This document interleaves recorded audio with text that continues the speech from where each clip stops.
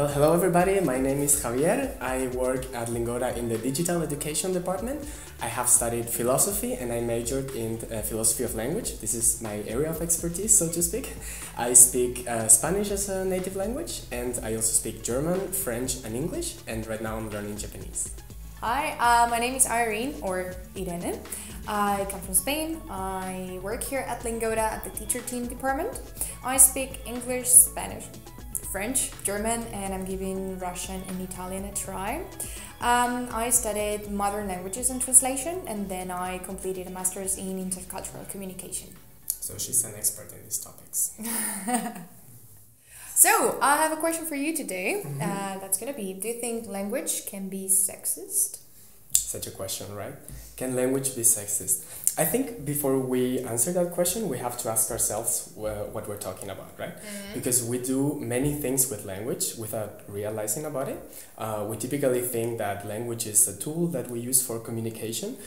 We use it to say what we want to say to other people so that they understand it and then act accordingly, right? But we do many other things with language. We also express ourselves, like our feelings, our emotions, the way our personality, also the way we are, right? But we also reproduce things that we have learned, that we have inherited, because we are a part of society. Yeah. And language is also a part of society, right? It's at the same time a representation of society and a part of society, because it shows what society is, and it kind of like shows dynamics that are working in society, but it's also a part of it. If you ask me, I would agree with you, and if we need to go for a yes or no answer, which is delicate because of the topic, I would go for a yes. It's just a consequence of what you said exactly. Like, I agree, there are so many factors such as society, culture, everything, I would say, that basically summarizes in our language, and it's a reflection of what we have lived basically. So the final answer would be yes. Then we would need to go into detail. Exactly. But yeah. I think it's important to note that the fact that language can be sexist doesn't mean that it has to be sexist, right? I think because it's a tool that we use also, like there's this first element that I talked about, it's a tool that we can consciously manipulate as well. We can also make a conscious effort to not make it sexist, right? Yeah. This is the thing, like there's a part of language which is not that conscious, not that active, especially in native speakers. Like, we both are Spanish native speakers, and we unconsciously use words that are sexist, but just because of the fact that we use them in our daily basis, and we don't actively think, what's the name of these things that we have here? Ah, it's a plant. Like, we don't think of, plant is sexist or whatever, right? Whatever we're trying to describe. So it's an effort definitely that we need to make, and be like, we happen to speak the 4 languages Lingora offers, that is English, German, French and Spanish. That's why we're going to be discussing the basic grammar rules that may make us think that language can be sexist. I would like to start commenting on gender, alright, so masculine, feminine words, and see if these languages that we're talking about are sexist from our perspective, So people say that English, because it's not a gendered language, you don't have all these grammar differences that express gender, is a gender neutral language, right? But I don't quite think so. This kind of differentiation happens in the word choice that we make when we talk about women or about men. And I think this is a very relevant point that also people need to be aware of, right? Yeah, I think it's the first wrong assumption. Just be like, we have no gender, we're equal, we're not sexist. It's like, let's stop there. Let's think for a minute some words that we kind of attribute to women that we would never put that adjective to man. I was about to say boy. Would you call boy a man? Like, I think they would be like, wait a minute, I'm a man, I'm not a boy. Like, but why then would we accept that, girls' night out, like we're going on a party. Come on, I'm 26. I'm not a girl anymore. But that's interesting, right? Because if you told me, hey boy, I would be like, why are you calling me a boy, right? Like I feel entitled to say stop right there, right? Yeah. But it looks like it's politically acceptable and socially okay to tell a woman who's already like more than 25 to call her a girl. And like, why? How do you think, like, even if you come to me one day and you're like, hey girl, how you doing? And I would go like, I'm not a girl, I'm a woman. You would be like, hey, chill out, come on, relax. Like, are you on your period? Yeah, and I'll be like, yeah. excuse me. Exactly, all these excuses, right? Like we keep coming up with them. Like I have a problem just because I want to be called what I am, like a woman. Yeah. And how about the word bossy, which has been quite a topic of debate, right? Yeah, well, I would be like, look, I'm not bossy. I'm the boss. She is the boss. And I sometimes am bossy. It's fine. It's okay, you know. Like both men and women can be bossy sometimes, but the point here, I think, is that we use the word bossy to kind of like squash women's ambitions, right? And it's like when a woman is assertive, to make them feel less. Exactly. It's like, no, why? Why would they? They can be as decisive as a man is and still be okay. And even if a boy or a man, it's more sensitive in that sense, it's okay. Like, doesn't matter. Like, why would we not call a boy or a man working that and just like accept the working woman? Yeah, I'm a working woman. I'm a working mom. It's like.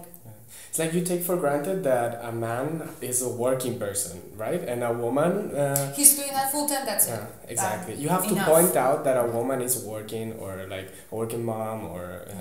And that has more merit. It's like, well, if we do it, it's just because nature made us bring babies into the world. And if a dad or a man does it, it's like, oh, it's doing the extra effort, you know, to take care of the baby and also like to bring the money in. Yes.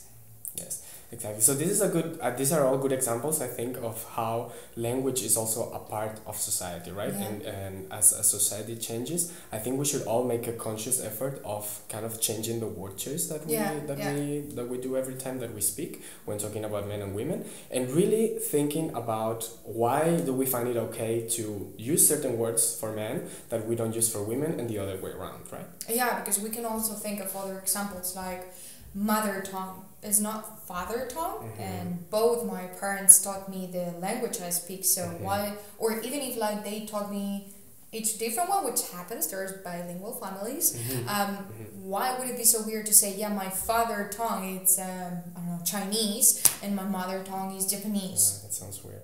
Or mankind, or no man's land, man all around. Yes, exactly. There are all these words that are a sign of a kind of like male-dominated society that we have inherited and that we keep on using, and we don't think about them.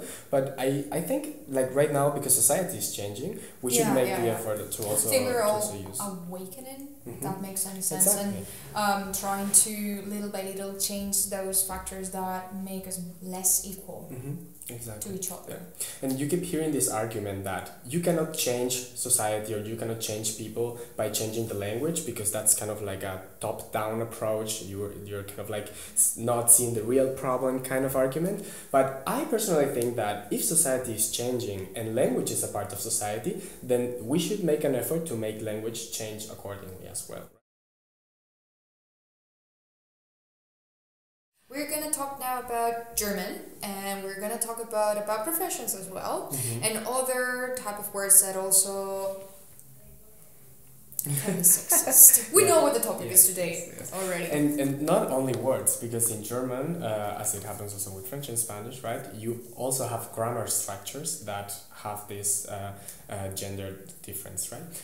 And yes, again, like moving along with the topic that we have been discussing during all this video, these don't need to represent the reality 100% because they are grammar categories, but still there is a difference in the perception of people. There's plenty of research showing this in the perception of people when they see one use or the other, right? So let's start with, for instance, a very basic example that everybody sees when they start learning German, which is a bit puzzling, and it's the fact that girl in German has the neutral article. It's das Mädchen, whereas boy has the male article, der Junge, right? And there is an etymological reason for this. It's because Mädchen has this kind of suffix, chen, which is always neutral, right? But funnily enough, this suffix actually means small little thing. Cute, kind of little thing, right?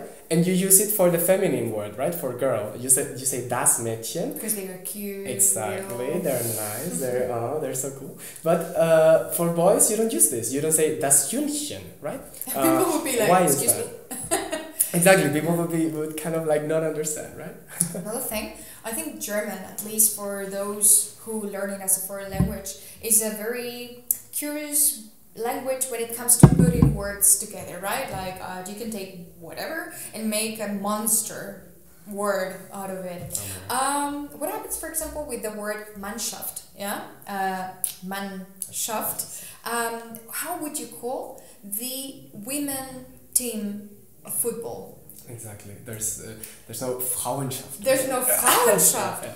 Even though German puts words together, Exactly. they still will call it Frauenmannschaft. Fußball, Frauenmannschaft. Yeah. What? So Mannschaft is basically a translation of the word team, right? Mm-hmm. As a generic translation, but it has the term man in it, right? Yeah.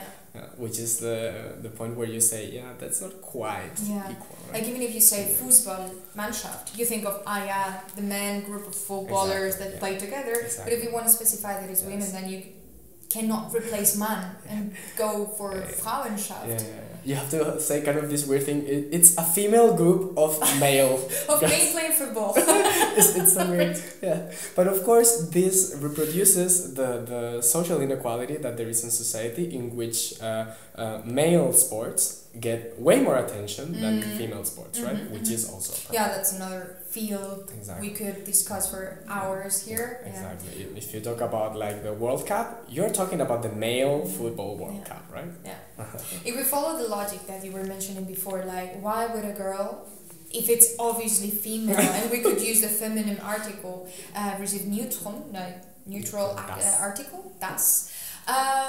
What happens with animals? We in the animal kingdom, we have female dogs, we have male giraffes.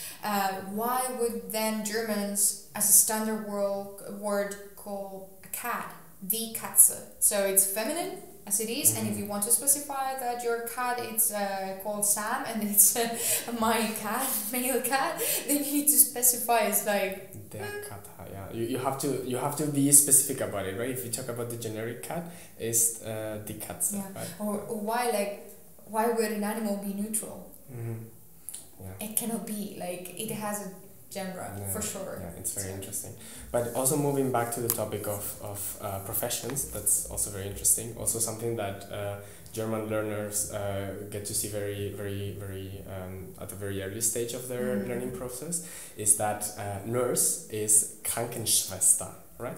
And Schwester is a sister. Exactly. So it means like the sister of the sick people, kind of, right? That's the nurse. But there's not such a thing as a Krankenbruder, right? The brother of the sick people. You don't say that. You would say Krankenpfleger, which means like the one in charge of caring. The one who takes care of you. Exactly. And even if we say like, yeah, my Krankenbruder was here checking my blood pressure, we're like, but is he sick as well? Yeah. That's a good one, yeah. My Krankenbruder, yeah. Krankenbruder. Yeah. If you separate it, it means like my sick brother. Exactly. But that's a totally different word, right? Yeah. But if you're talking about the profession of a male nurse, you would not use the kind of sexually connotated or gender connotated I think word. this is actually the perfect example that marries with what you said before about factors of society that condition the language. If in the past men were sent to war and women were there waiting to take care of people, of course they were Krankenschwester, because it was the Schwester or the female population taking care of the strong part of society fighting against each other, guess what? Nobody's fighting, or I wish nobody was fighting that often anymore, or that men were given the recognition they deserve to be caring fathers or caring brothers, Bruder, whatever, for what they do as of now. Exactly. There are also, there are many more examples that we could talk about, right? But there's also this example of the word secretary, which is similar in English also, right? In German, you have die Sekretärin, the female form. And this is, of course, used to talk about the secretary woman who does all the paperwork and also sometimes maybe has some flirty relationship to the boss. Just try to look for woman secretary or Sekretärin in German on Google and see the pictures that come up. Not nice, right? But if you talk about a male secretary, a Sekretär, then it's a very important person, very serious, who works for the government, and it's like a secretary of state who does all these important things and it kind of deserves your recognition, right? Why is it like that, right? Because we get to the same conclusion we got before. Exactly. So language also reproduces these differences as the ones that Irene were mentioned, because it's historical inheritance that we get from male-dominated society. This is also the main reason why we need to make a conscious effort to use a gender-inclusive language. So, if you like this discussion, then you can subscribe to our YouTube channel for more videos about these topics. If you don't know what Lingoda is, you are very welcome to visit here our webpage to get to try our classes, to meet our teachers, to find out about these topics that are super interesting. Learning language doesn't have to be boring, So, and if you're here because you know us, welcome once again.